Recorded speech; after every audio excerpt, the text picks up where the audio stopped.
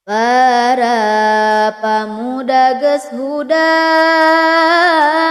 Bung Karno hatta dihadang, rengas dengklok jadi terang, tekad merdeka geus menjang. Di Imam Maeda ngariung, nulis naskah bari alum, sajarah nyata geus nanjung, Indonesia moal nguyung.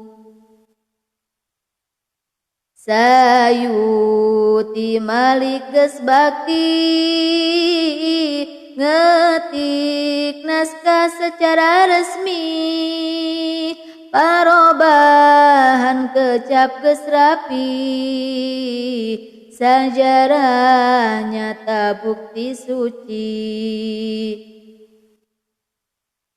Bu Fatmawati ngaput kersa, bendera pusaka lambang bangsa, berembodas lawon katuna, Cipanon netes melaan raga. 17 Agustus nyata tahun 45,